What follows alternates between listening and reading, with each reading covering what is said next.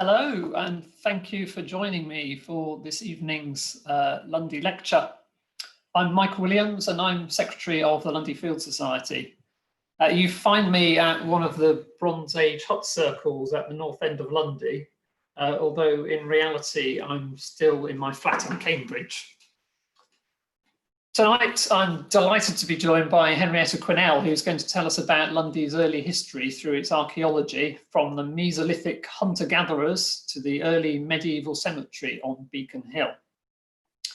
As well as some of our regular Lundy viewers, we have a number of new people from local archaeological societies joining us, so welcome to you. Before we get started, I'll run through the usual housekeeping points for those of you who've not joined us before. Only the microphones and video cameras on Henrietta's computer and my computer are enabled, so we won't be able to see or hear any of you watching at home.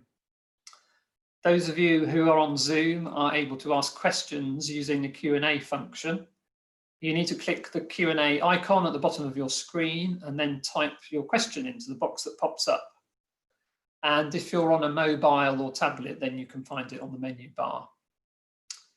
There's also a chat feature for comments and feedback, which we'll be monitoring during the talk. If you're watching on YouTube, you're also very welcome, but unfortunately, we don't have any facility for asking questions. And as ever, Dave Richards is behind the scenes hosting this Zoom session, and we'll make a recording available afterwards. So it's time for me to introduce our speaker, Henrietta. Are you there, Henrietta? Yes, I am. Stop my video. Yes, please. That's great. So I'm going to give a brief introduction to Henrietta, and then we'll hand over to her. So in 1965 and 1966, Henrietta came to Lundy to take part in excavations run by Keith Gardner, staying for a total of 6 weeks in the Old Light. In 1970, she became staff tutor in archaeology for Exeter University, organising classes and teaching adults throughout Devon and Cornwall.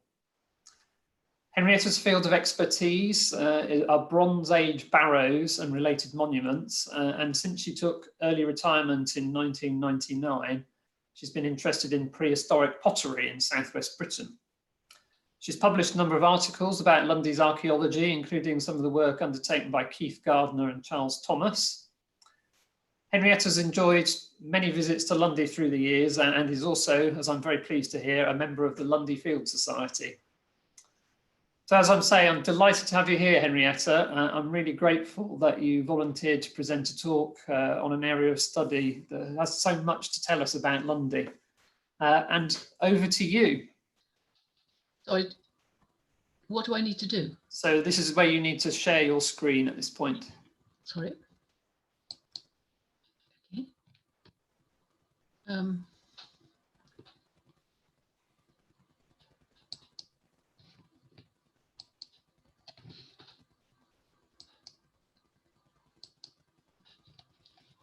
So that.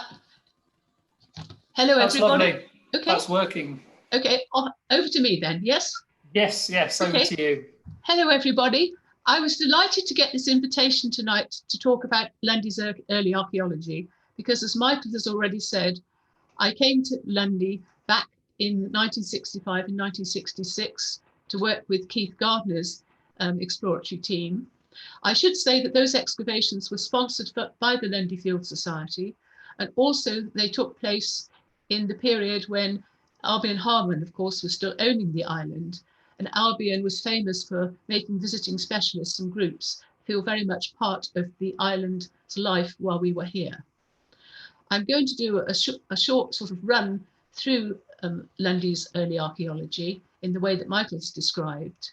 I have to say that it's not terribly exciting, but it has a great deal of potential eventually for telling us a lot about the island. So without more ado, we will start the chronological tour, and we'll start by thinking about Lundy and when it first became an island. The map here shows Lundy against the background of southwest Britain, and some sea level change which happened after the end of the Ice Age. We think very broadly that Lundy became an island around 9000 BC, and from then on to around 4000 BC, the people who gradually came into this country as the climate warmed up were the Mesolithic gatherer hunters, for which we have evidence on Lundy. You can see the position of Lundy here, and if you look very carefully, you can see that while the Lundy itself is the little bit in the middle, there's a smaller bit around the edge, which reminds us that through most of the past, Lundy was a little bit bigger than it is today. Now, the gatherer hunters of the Mesolithic are people who obtained their living off the land by gathering wild plants and hunting wild animals. We don't know very much about what was happening on Lundy in the way of food resources at this time. We know that they were present because we have a lot of finds of local flint. And we have many thousands of these pieces of work flint which have been found in different places on Lundy. Through the years, these have been collected in various ways. And I must mention here the systematic work of Chris Webster and John Schofield, who did in the 1980s a series of test pits and collection surveys to try and establish where most of the flints came from, because flint is something which is chronologically different through different parts of time. And what this has made very apparent is that the main concentration of Mesolithic hunter-gatherers was in the area of the brick fields, which is highlighted by this arrow here. We have very few very distinctive tools from Lundy, but I've now added to the screen a composite arrow from a site in Wales, which is made of little microliths or stone pieces. And these are the very distinctive things which allow us to date the Mesolithic. This was probably something of a fairly temporary, perhaps occasional or seasonal occupation. If we're thinking about Lundy in prehistory, the immediate question comes to mind, what about boats and how did they get there, except possibly, of course, by accident? And I'm showing you here pictures of two modes of boat building, which we think were available to at least the later Mesolithic hunter-gatherers. The curras or skin boats, which are still or were still quite common in the west of Ireland, and log boats. And log boats definitely were in use in Scandinavia, at least by the time of the later Mesolithic, which is when the flints from Lundy probably occur. I know that many of you those of you who visit Lundy would hesitate to be thinking about going to Lundy in anything as flimsy as a log boat, but you can get them an awful lot bigger than that, I can assure you. I've added to this screen a picture of a reconstructed Mesolithic dwelling about 6 meters or so across from a site in Northumberland, just to give you some idea of the temporary shelters that might have been built. So that's a little bit about the very first period. And then we move on to the Neolithic period, roughly 4000 to 2500 BC, when the first agriculturists came to this country, and we can pick up their traces by different types of tool because they used distinctive flint or stone axes and distinctive leaf-shaped arrowheads. Unfortunately, neither of the complete tools shown here are actually from Lundy, and we have very little flint from this period, but you have to, I'm afraid, to take an expert's word that this little chip here comes from the edge of a ground piece of a stone axe or flint axe, rather a flint axe like this. And this, if I draw the complete arc, as it were, is an enlarged version of one of these very nice leaf arrowheads. These come from up at the north end, where quite a lot of flint material has been found, partly because there was a major fire over that part of the island in the 1930s, which burnt off all the flint, all the peat, and which meant that virtually all the flint that was around there came to be discovered. Moving forward, and we're still in periods when we know very little, we then have the Beaker and the early Bronze Age period. for roughly 1,000 years from the middle of the 3rd millennium BC. And this saw the introduction of the first metals, copper and then bronze, the building of round barrows and cairns, and is found most distinctively in many scenarios by these barbed and tanged arrowheads, which are so attractive to look at and which belong to this particular period. In the background, you can see one of the better cairns or barrows on Lundy, but none of these have ever been dug. They are thought to be burial mounds, and possibly some of them put up as major features of the landscape, perhaps even as doubling as sea marks and burial mounds. This brings us on to the work of Keith Gardner and the presence of actual settlement sites, because down until around 1500 BC, we simply do not have, generally speaking, solid survivable remnants of houses. Keith Gardner worked on Lundy in the 1950s up to 1969, when it passed over, of course, to the National Trust. And on the right, we have a map drawn by Chris Webster, who in many ways should be giving this lecture rather than me. Keith, unfortunately, never published his work on Lundy. The archive got to some extent dispersed, and Chris has worked very hard to reassemble this, and finally has been able, in the last issue of the Journal of the Field Society, which came out only about a month ago, to produce some of Keith's drawings for the first time. And I'll be featuring one or two of those as we go through. I should say that when we're looking at this period, we should also remember Myrtle Turner, who would be known to a lot of you, because she collected a lot of the material which Keith had dug up and made sure it was safe in the hands of the National Trust. In due course, they then asked me to work on it. Michael's already mentioned my interest in pottery, and that helped us provide dates for some of the settlements. When we're looking at settlements on Lundy, the best surviving ones are those at the north end. And here's Hut Circle 1, which I think was the one that Michael was showing in the original slide. The best hut circles survived at the north end, partly because there was this fire which burnt most of the peat and so forth off in the 1930s. Partly, I think, because there is good evidence, as we shall see, for other settlements down the island, but because that has been more continuously occupied, early settlements have been plundered for their stonework and so forth, or just ploughed out or damaged. You get a greater degree of survival here at the north end. This is a plan of the area from John O'Groats down to Gannick's Coombe.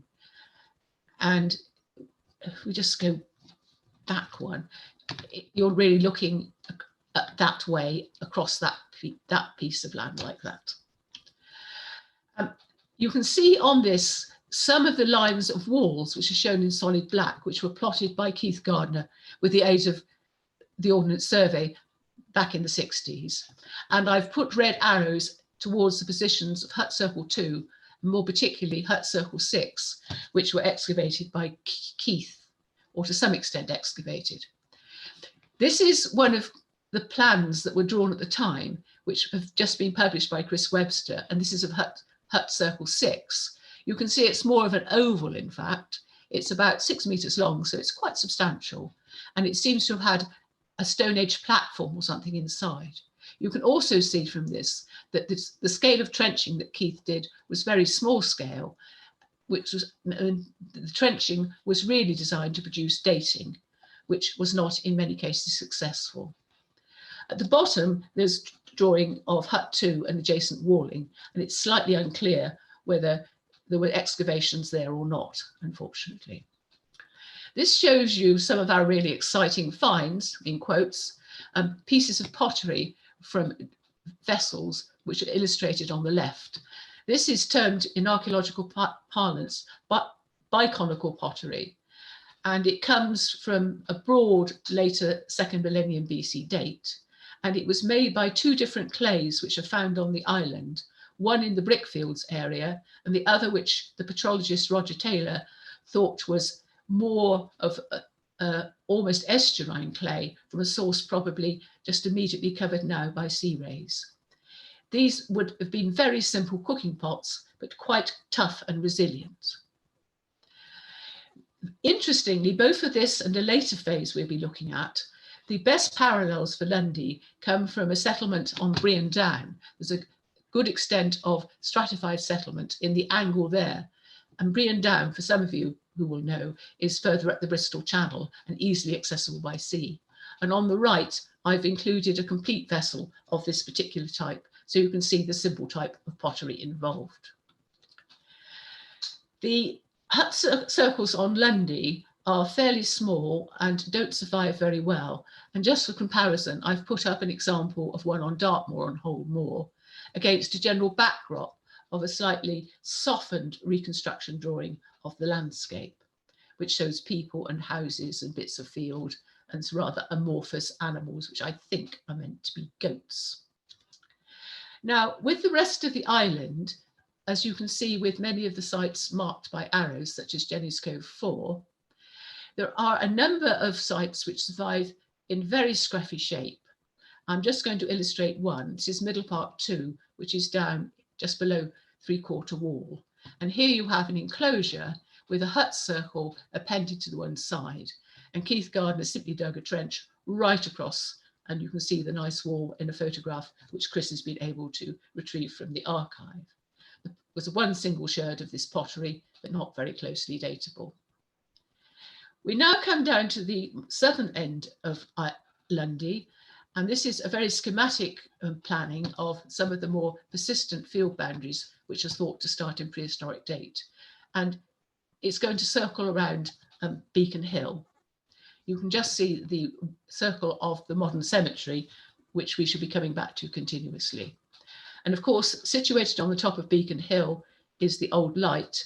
And the Old Light, apart from other things, in at least good weather, forms an excellent position from taking very high level photographs.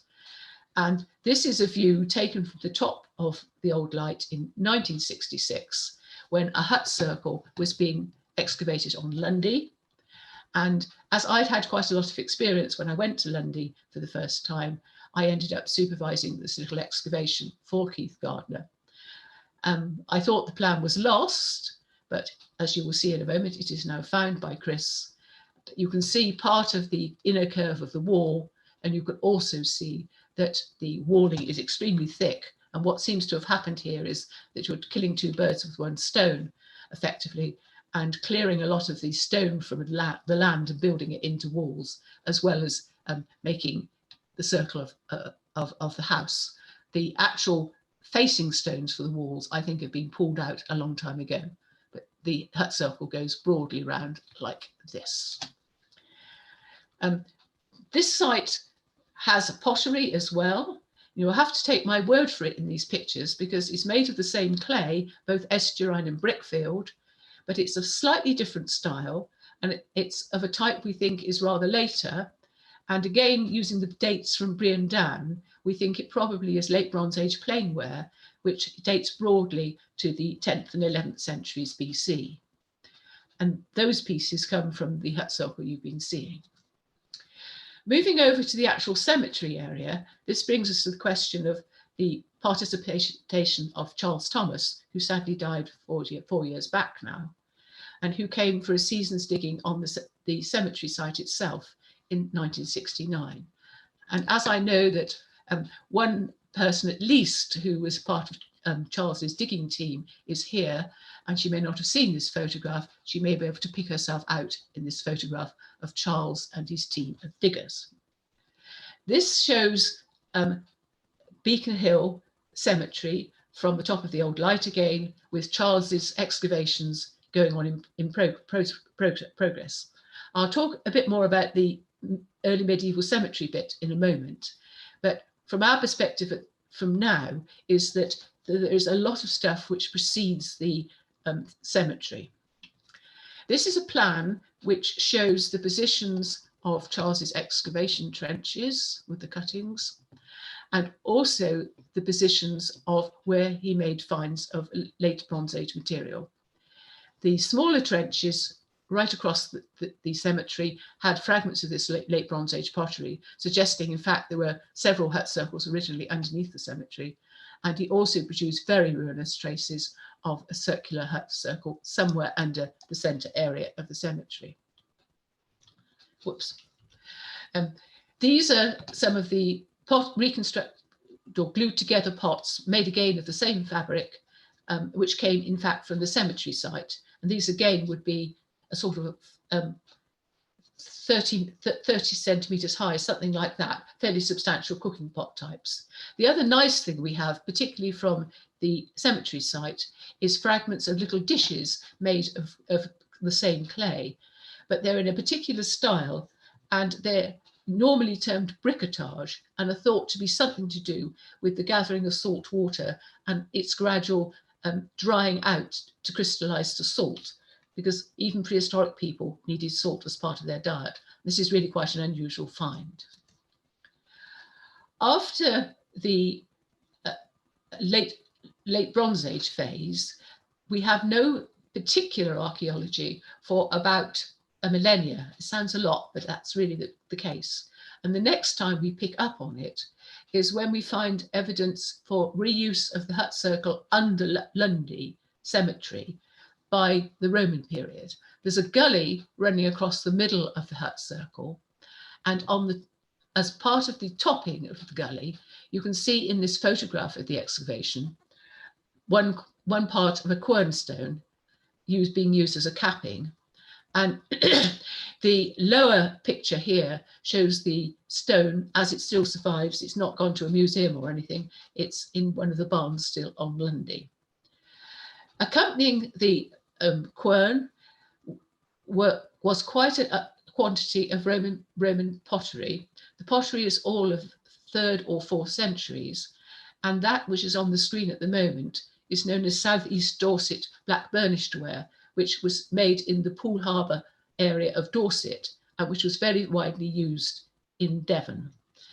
On this plan, which is a rather freehand effort of my own, I've illustrated the origin of the Dorset Poole Harbour ware going to Lundy with one colour line.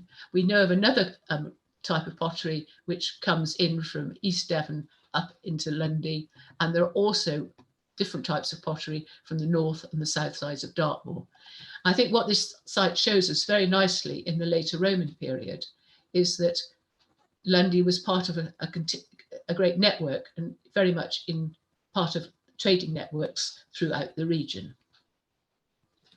So that really brings us finally onto the cemetery site at Lundy and Charles's reason for coming here and excavating. We have, as many of you will know, these 4 early Christian memorial stones, as they're still formally, I think, known, which have inscriptions on them. This is a slide I owe to Chris Webster, which has which combines the interpretation of the stones with the stones themselves. These stones are found from broadly the later 5th to the early 7th centuries in parts of southwest Britain and Wales. They sometimes have Christian symbols or connotations, and there is a tentative cross seen here on the Potiti stone. The names are usually in Latin, sometimes, as we think, Restuta here. This one's Latin again, optimi, and quite often they're in the genitive, suggesting it is the stone of, let's say, Optimus, and that is either indicates he was buried there or it is a memorial to him. There's a bit of a problem with that interpretation. With Lundy, you've got this considerable concentration of stones which occur on a site which is known also to have been a cemetery. But from the archaeological point of view, is a cemetery which is not actually consecrated and therefore made the practicalities of investigation very much more real.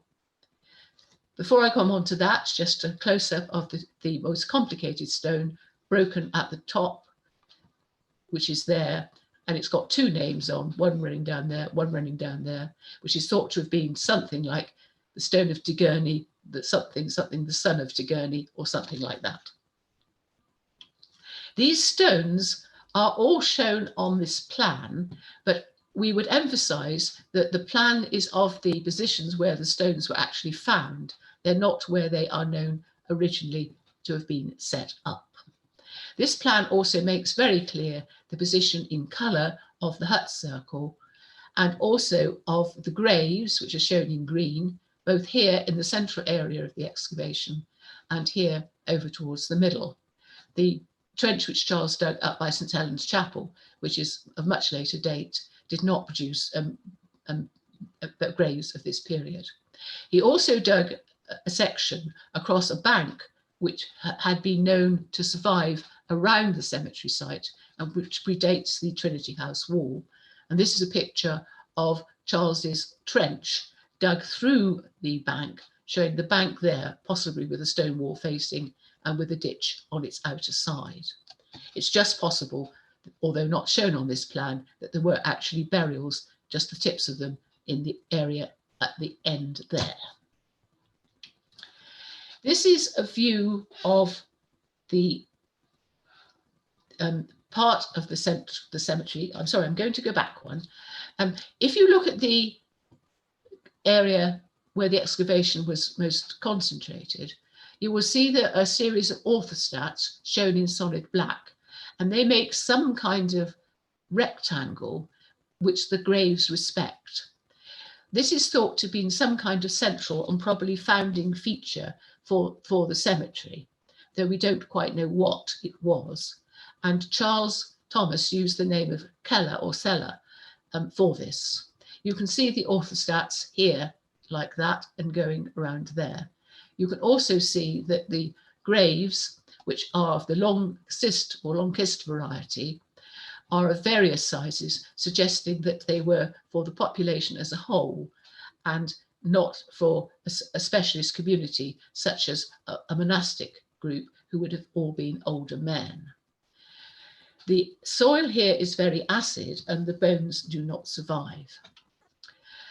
Here we're looking at the same group of graves, but from the west.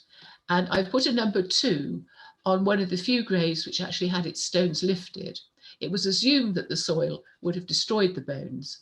And when the stones were lifted from grave 2, as you can see here, that turns out indeed to be the case.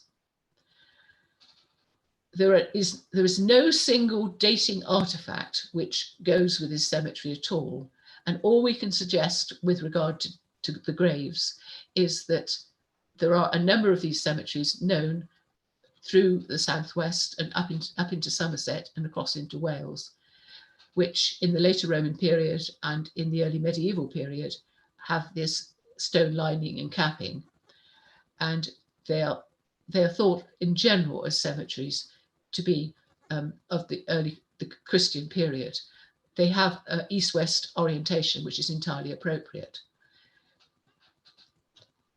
And this brings us to the last of the slides, which is Charles Thomas's composite drawing of the plan which he made.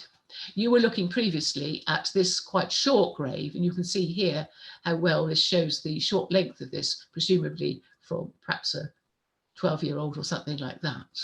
You can also see that some of the graves survive without their capstones. And we have here shown shaded what survives of this Keller feature. You can also see back in the background there the position of the gully and indeed the Coinstone, which was part of the capping, which was predated and is underneath these graves there. Now, the cemetery itself has never been fully published. Charles Thomas published a series of different interpretative accounts, and he was very learned in the matter of the Welsh saints and their literature, and he determined at an early stage that this was likely to have been a religious foundation, and that one of the graves in that central area would have been the date of the founder of the site. This, of course, is entirely possible, but it remains unproven. One of the challenges, I think, which the records of the excavations done in the 60s, and you will appreciate that everything I've been talking about tonight was actually dug up in the 60s, even if it was studied later. that there are still things to be found out about it. But one of the big challenges is to do a proper publication of the cemetery site as a cemetery site. And in talking about the cemetery site tonight, I've deliberately avoided going into detail about Charles's interpretation, which you can find in the Field Society Journal for 1991. But I do hope in the future, somebody who knows a great deal about these features in this kind of site, in the light of today's knowledge, will be able to look at it and provide us with a fuller report. This has been something of a scramble through a long period of time. It leaves us lots of gaps and lots of questions, but it certainly shows Lundy to be a fascinating island with lots of sea contact and lots going on and lots more potentially to find. And at that point, I'll hand over and back to you, Michael. Thank you very much. Thank you, Henrietta. I think a lot of people would agree with you who are watching at home that Lundy is a fascinating place, and I think your talk has just proved that. We've got quite a few questions have come in already. For those of you who are watching on Zoom, just a reminder that you can put your questions in using the Q&A function at the bottom of your screen. I'm going to pick up the first question because you started the talk and you ended this as well about talking about some of the potential that Lundy has. You mentioned that Lundy has a great deal of potential for future study. We've got a question from Alan Rowland, and he's asking what would be a useful and realistic proposal for further archaeological study on Lundy? Well, I think the answer is quite, you have to throw the question back, what do you actually want to find out? I mean, with the cemetery site, it's so complicated that trying to address do any more work there will just be so complicated. I think the only thing to do, I'm speaking largely as a prehistorian now, I think it would be to have a detailed look again at all the sites which have been plotted, which have been assumed either, I'm not so much thinking about the North End sites now, but all the Middle Park 2 type, Jenny's Cove 4 type, rather scrubby sites.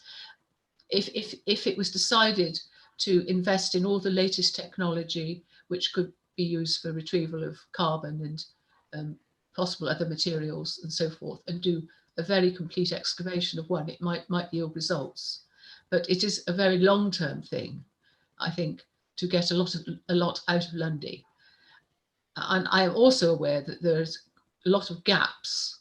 One thing I didn't say is that it's quite possible there was a lot of, for a lot of the period, people on Lundy may be aceramic, which means that we wouldn't have picked up dating evidence very easily, and you would really be looking for a site which had very considerable potential for producing radiocarbon dates, which means you really want carbon to survive. I'm not sure that's provided a very full answer.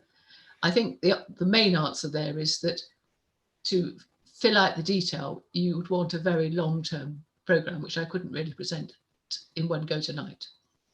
I hope that starts you off anyhow. Yeah, no, that's great. Thank you, Henrietta. And it leads quite nicely into a couple of questions. So John Tyra has asked, is there any prospect of a future archaeological dig in the near future? And Joanne Wilby asks, when was the last archaeological dig carried out? Well, I've confined my talk tonight to sites for the early medieval period. There have been a number of excavations since the Landmark Trust and the National Trust took over, but the work done there since then has almost entirely had, if you like, a rescue connotation, in that it's been done in connection with disturbance of ground made necessary by the restoration of buildings, notably the castle and some of the other buildings. So there have been more recent excavations which have thrown light on medieval archaeology. And I should perhaps say that Chris Webster intends to follow up his paper on Keith Gardner's prehistoric sites with publication of the material from two sites, Bull's Paradise and Pig's Paradise, which are broadly medieval and we don't fully understand at the moment. That to some extent answers the question of when was the last excavation on Lundy. What's the first question? What was the first question, John? Yeah, is there any prospect of any future archaeological dig? Well, at the moment, as far as I'm aware, no, because any excavation to be done on a site like Lundy would be extremely costly, and we've only got one Lundy, so we'd have to make sure that if it was going to be done, the team would really be appropriately resourced. And given the extreme fast rate of scientific advances at the moment for the way that material can be examined and backed up, really the longer we leave it, the more we're likely to get out of sites. So in practice, I'd have to say probably for this period I'm talking about, probably it's better to leave it for another generation and then see what we can do. That's not dodging it. I'm trying to preserve the data for the future, if you see what I mean. Yes, I think there's a general thirst to do a bit more research and a bit more digging on Lundy. Well, people enjoy digging, yes, but yes, yeah, and so that leads nicely into a question from Grant Cousins, who says, "I get the impression that Keith Gardner's work was very much of its time. Would modern methods provide more information and insight?"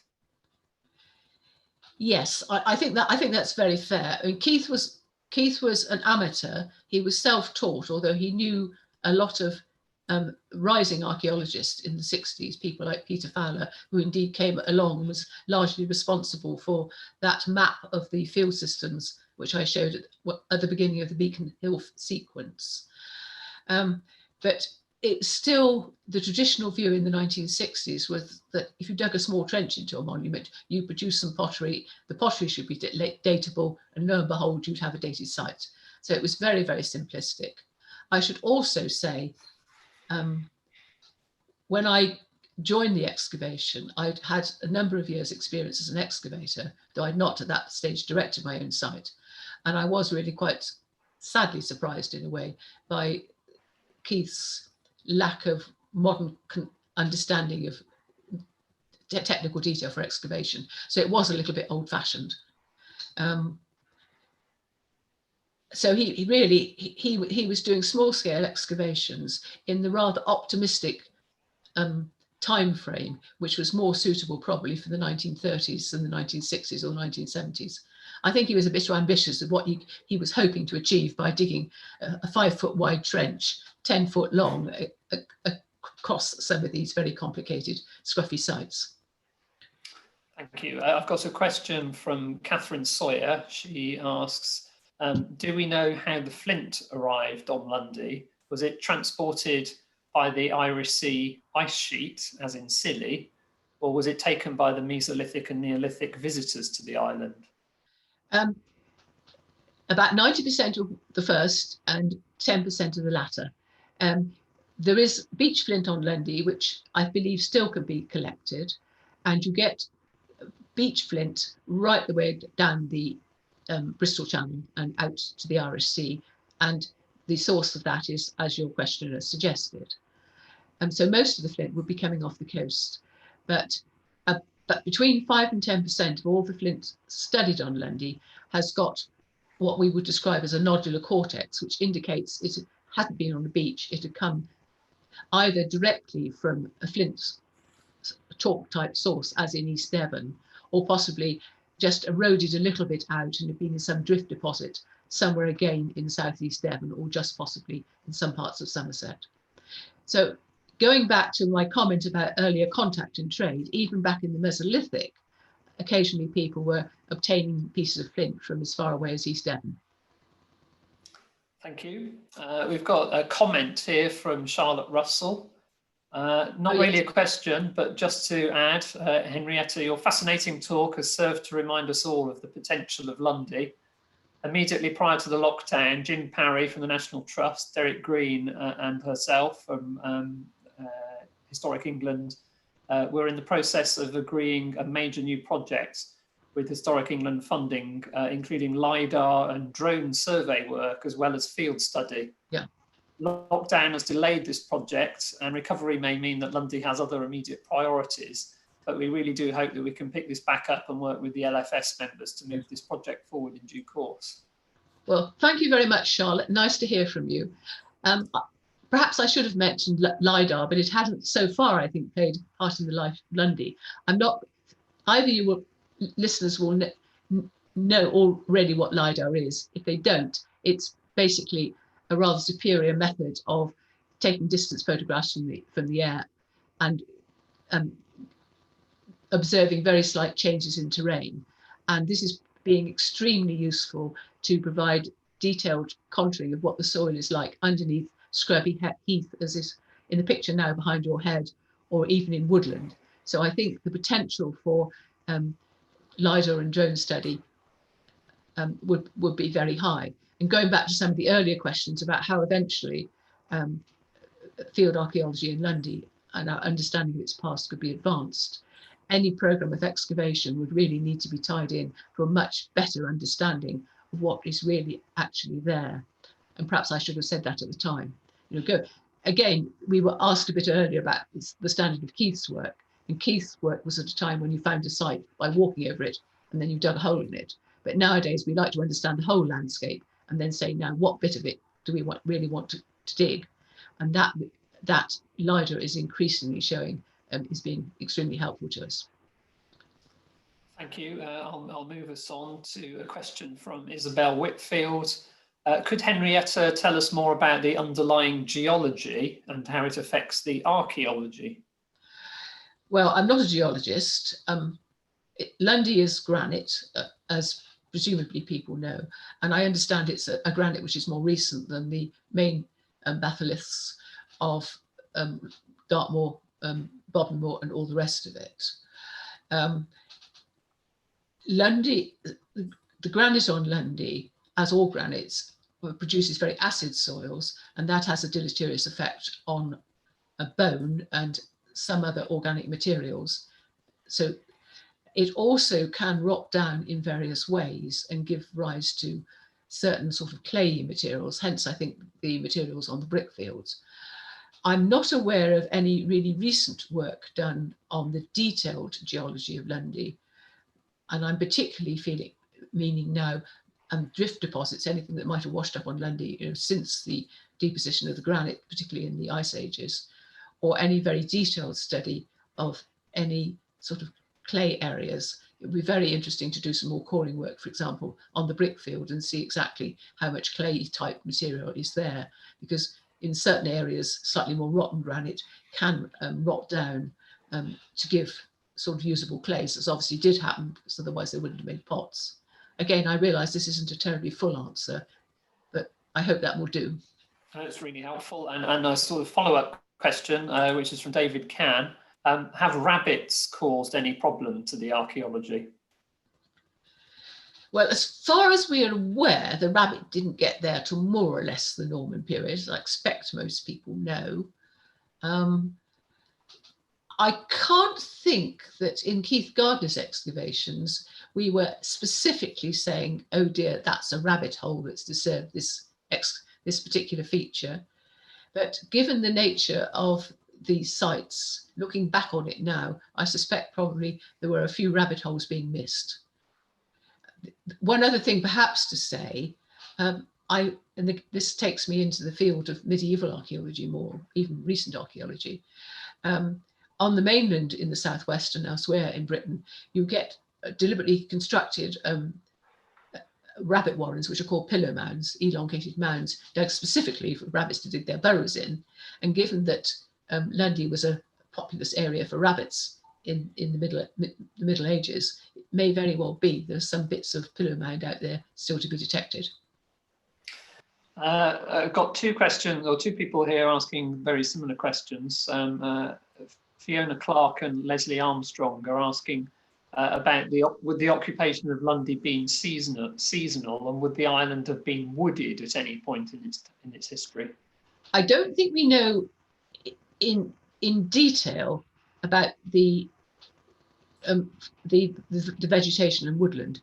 I mean, there's no reason why Lundy shouldn't have developed a rather scrappy, wind-blown tree vegetation of the sort of oak deciduous woodland, which was the optimum vegetation across southwest Britain from about, what, 7,000, 6,000 BC, but all pretty scrubby. I don't think we've as yet, unless I've missed something, got any dated pollen sequences which would enable us to pick up on that, because it is usually the position of having a stratified peat bog with pollen, which you can actually pick out. And if you can date the peat, you can get dates for the pollen, and that gives you dates for the trees. And that's probably the way you're going to find out what any kind of early woodland is. But I don't think people have yet been able to isolate areas of early peat for this purpose. So I think we really don't know. Probably a bit of woodland, probably on the east side, but all a bit scrubby. And probably originally it wouldn't have been, the peat of course would have taken the time to grow. After the end of even the last ice age, there would have been very little soil on the island. And gradually, as you have the invasion with a whole sequence of vegetational species, then the peat begins to grow and the soil cover gets thicker and thicker. So things change. With regard to the settlement and whether it's seasonal, we don't know. I would suspect that if people got to the extent of locating potting clay and making pots and setting themselves up to being that self-sufficient, my own guess, and it can only be a guess at the moment, is that in certain periods there were more or less permanent settlement folky on Lundy. But if you look at the sort of general pattern of settlement throughout the southwest, there are periods when there does seem to be a population growth and expansion. I'm thinking particularly of Dartmoor and the way in which virtually all the hut circles and enclosure pans on Dartmoor are now shown to belong to broadly the Middle Bronze Age, which is pretty much the date of the hut circles we were talking about on Lundy. You don't get them earlier because people weren't living in quite such settled communities before the Middle Bronze Age. And you don't get them later because there seems to be some kind of shift in population towards the end of the Bronze Age in types of structure, and maybe even to some extent a degree of reduction. So my guess is that in the Middle Bronze Age, certainly, there would have been some kind of permanent settlement, and that maybe in the Roman period, maybe other periods where we simply haven't picked up the dated sites yet. But otherwise, I would expect, you can't miss Lundy even on a small boat. People would have come to Lundy for various purposes, and for seabirds and fishing and seasonal occupation. So I'm going to keep us moving. We've got lots more questions to get through. So Okay. let's try and keep the momentum going. So another question from Isabel Whitfield. The acid soil is part clay. But what stones were used for the early medieval burial sites, and would the geology have affected early living conditions? Well, the stones of which the graves are made are all granite, and some of them must have been not quite carved, but sort of hoiked off and sort of cracked up and knocked into shape to some extent. Some, particularly the cover stones. So basically, that cemetery is built of local granite. So that I think covers this building stone question. There's a very small amount of other rock down on the south end, but I don't think there's anything very much you can build with. The whole question of clay, which was part of the question, yes? Yes, yeah. So acid soil is clay in part. Yeah. But how would the geology have affected the early living conditions? The living conditions? Yeah. Well, I don't think we really know. I can only assume that soil immediately on a granite or a rotted granite clay would not have been as fertile as some, say, on a limestone soil. So sort of, I think for the southwest of Britain, probably slightly less than the best, but usable. I think that's probably the best I can do on that one. Thank you. So Alison Denham says, I'm interested in you showed us a slide with the routes for the pottery that was coming from across Devon and Dorset and Dartmoor. Alison's interested in that and asks, what's the evidence for that? Well, there are at least 4 different types of pottery found in the Roman period settlement underneath the cemetery. The Poole Harbour material is very well known. It has a particular character which you just get to recognise, so you can also study it geologically.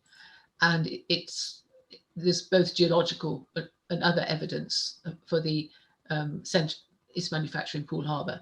I mean, that's something which it's something which is found all over Britain.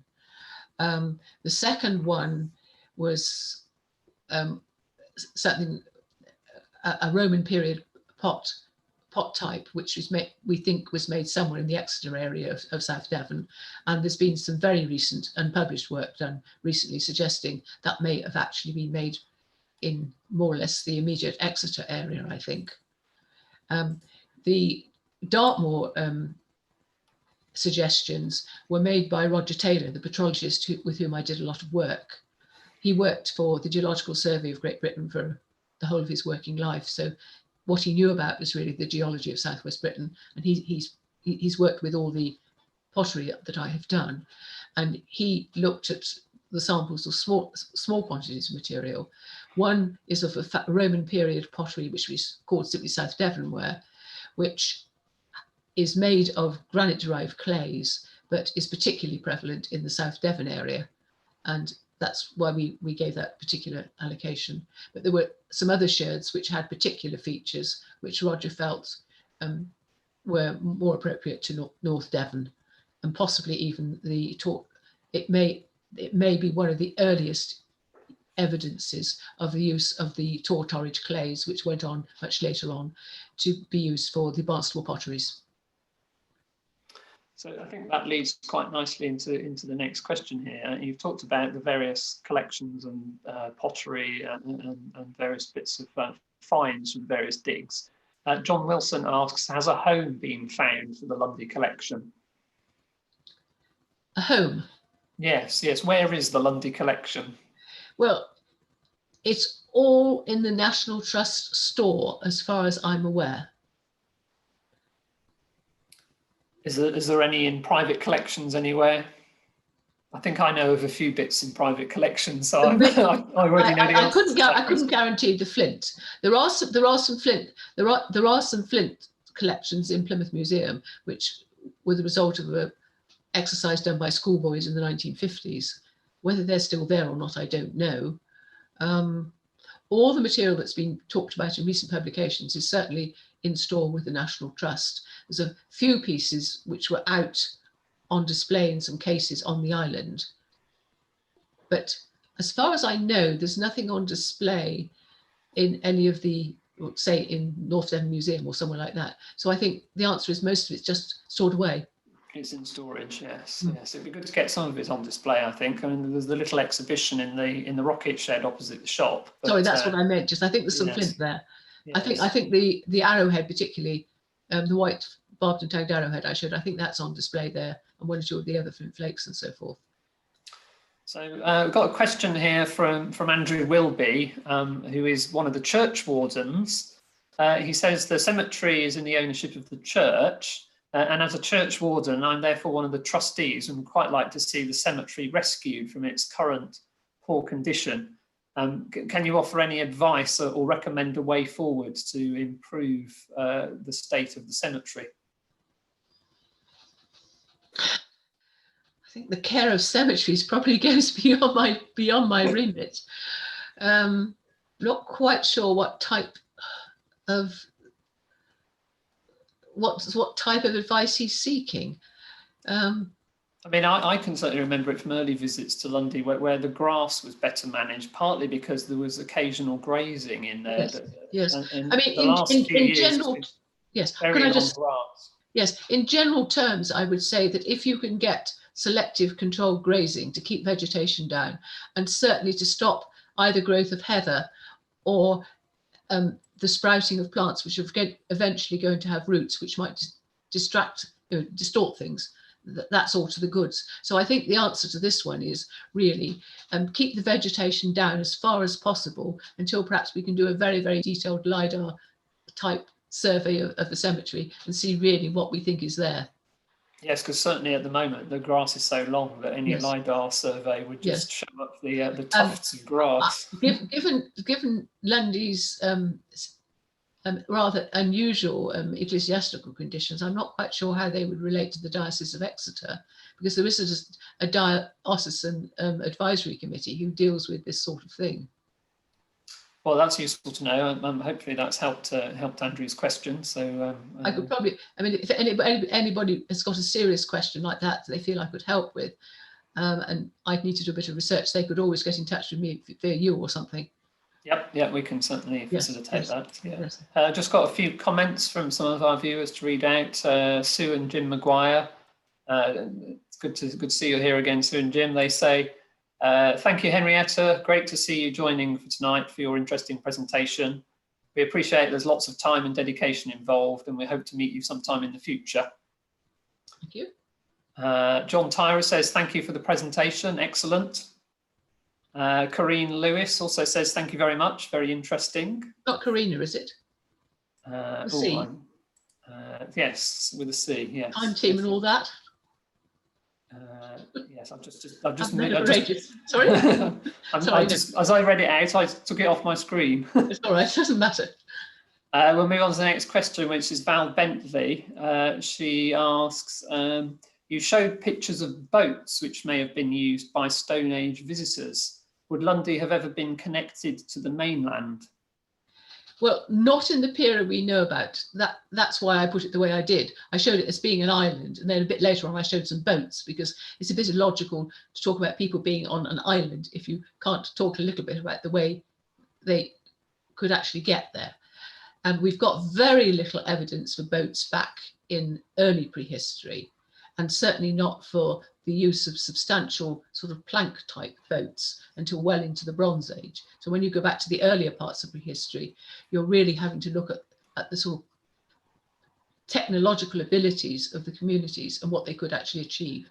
As I said, we have got evidence of log boats at this time in Scandinavia, particularly, well, more specifically Denmark. I don't know about the evidence for skin boats, but the general feeling is that given you've got good evidence for working leather and good abilities and understanding of that medium, it's highly unlikely that some form of skin boat wasn't involved at quite an early stage. Thank you. We're going to take the last couple of questions now. I've got one here from Jill Brown, who's asking about the Bronze Age barrows and hut circles at the north end. Have they been excavated, and is there any evidence of them being robbed in the past? And that's particularly barrows of robbing of the barrows. Get my words in the right order. The Bronze Age barrows. Well, even the best ones all look a bit scruffy, as though they've been pulled around. It's very difficult to tell if it's just a matter of people having wanted to pull stone off to actually reuse the stone, or whether they've been disturbed. And certainly the more scrubby cairns, some of which are only identified with partial certainty, you really can't say about this at the moment. There's been no excavation of a barrow on Lundy or a cairn, and I don't think any of that would be anything very helpful to be planned for. They do look to me, when I look at them as far as I can as a group and think about the kinds of barrows and cairns you get on Exmoor, where you do get, of course, as well, some very big cairns.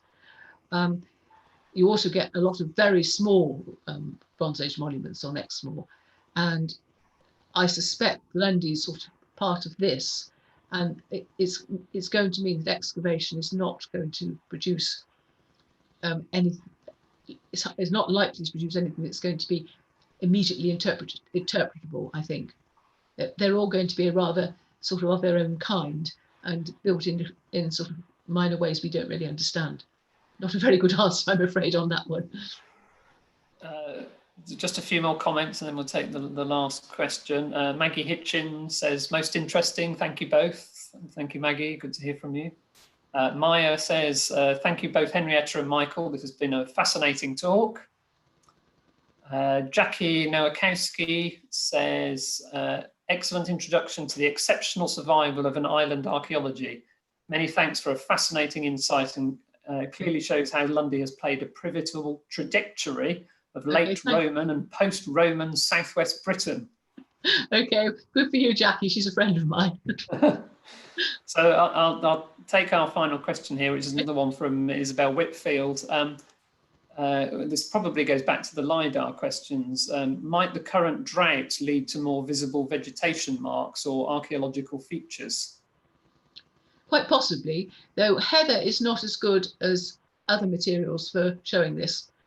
The grassy areas might, but maybe. I mean, Lundy tends to suffer a drought every year. I don't think the exceptionally dry spring that we've got on Lundy is particularly, the exceptionally dry spring. I think you'd have to understand that the ongoing detail of the vegetation in different parts of Lundy before you could really guess what has been affected with archaeology. I mean, drought and plants in the landscape only really work when you've got broad tracts of, I don't know, grassland or a particular crop that you can see being affected in particular ways. It doesn't tend to work on the small scale terribly well. Okay. Thank you. So I'm going to start to bring this session to a close. Thank you, Henrietta, for a really fascinating talk this evening. Really enjoyed it and learned a lot more about Lundy's early history. So thank you very much for joining me. Well, thank you for inviting me. We must also thank Dave Richards, who is lurking in the background there, who's hosted this Zoom session as ever. I'm going to show you, so let me get this up on the screen.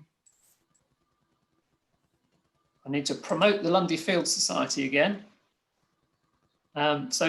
Please do support these talks by joining the Lundy Field Society. Membership is open to all. You can find out more by visiting the LFS website. Details are on the screen, or by finding us on social media. So please do support our work. Thank you. Next week, Tom Dickens will be here to talk about his studies of Lundy's kittiwake population. This will be at the slightly later time of 8 p.m. As ever, I'm going to send out an email around LFS members, and I'll post details on the Lundy Island Facebook page when the registration details are available. So as a reminder, that's next Tuesday, the 16th of June at 8 p.m. So not 7:30 next week, but at 8 p.m. If you're joining us on Zoom, you'll receive a link to a feedback survey when this session ends. There's an additional question this week. So those of you who are used to answering the survey, there's a slightly different survey this week, and I'd be really grateful if you could complete it. And thanks as ever to everyone who's completed them in previous weeks. And I'll also post details of how you can watch a recording of this session upon social media later on. Okay, so Henrietta, would you like to say your farewells? Oh, thank you very much. I've enjoyed it. It was also my first online talk, and I would like to add that I was encouraged to get myself thoroughly kitted up to do online talking, because I think we're going to have to do a lot of it over the coming months if we're going to keep our organisations together. So thank you, Michael, for introducing me to it. Well, no, thank you very much. Thank you to Richard in the background as well, whom I can't actually see. So yeah, no, great to have you, and thank you for volunteering. David, wasn't it? Yes. Yes, Dave. Yeah, Okay. Lovely. Thank you. Okay. And so from me, that's all of it. That's it from both of us, and also from Dave as well. Thank you, everyone who's joined us this evening. I hope you've enjoyed it. I certainly have, and we'll see you again next week. Bye bye. Goodbye. Thank you.